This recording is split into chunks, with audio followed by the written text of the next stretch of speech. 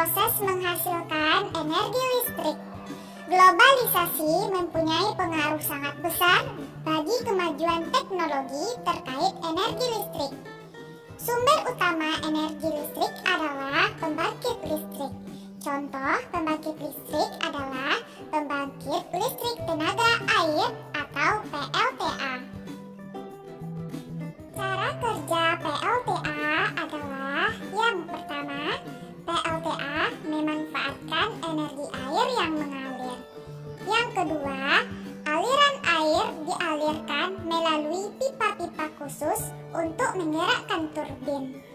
Yang ketiga, gerakan turbin tersebut nantinya akan diubah menjadi energi listrik di dalam generator.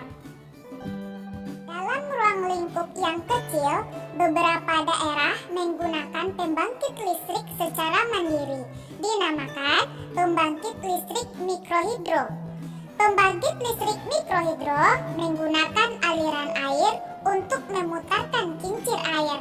Kincir air kemudian menggerakkan turbin hingga menghasilkan listrik. Ayo sebutkan manfaat energi listrik dalam kehidupan sehari-hari. Proses menyalurkan energi listrik. Yang pertama, energi listrik yang dihasilkan oleh pembangkit listrik tenaga air atau PLTA siap untuk disalurkan. Yang kedua, energi listrik disalurkan terlebih dahulu melalui kabel-kabel besar yang terpasang di menara saluran udara tegangan ekstra tinggi atau SUTET. Yang ketiga, energi listrik kemudian masuk ke dalam transformator untuk menaikkan atau menurunkan tegangan. Yang keempat, energi listrik disalurkan ke dalam pabrik-pabrik. Pabrik biasanya membutuhkan energi listrik cukup besar untuk keperluan produksi. Yang kelima, energi listrik kemudian masuk ke dalam transformator. Transformator ini berfungsi untuk menurunkan tegangan. Yang keenam, energi listrik dari transformator penurun tegangan diterima oleh gedung perkantoran dan rumah-rumah penduduk. Komponen utama dalam proses penyaluran listrik. Yang pertama, sistem pembangkit. Berfungsi untuk mengubah sumber energi menjadi energi listrik.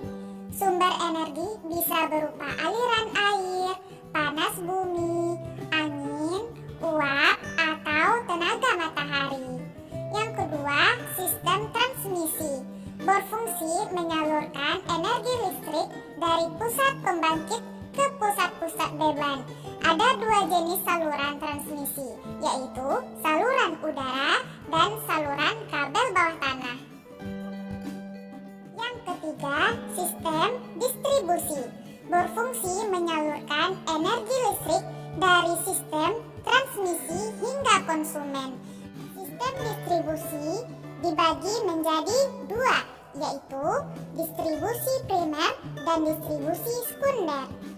Distribusi primer berasal dari jaringan transmisi yang diturunkan tegangannya di gardu induk menjadi tegangan menengah sebesar 20 kV. Distribusi sekunder berasal dari gardu distribusi menuju konsumen dengan tegangan rendah sebesar 220 volt. Yang keempat, transformator.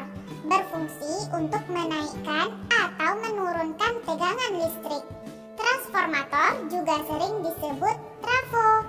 Transformator terbagi menjadi dua jenis, yaitu transformator step up dan transformator step down.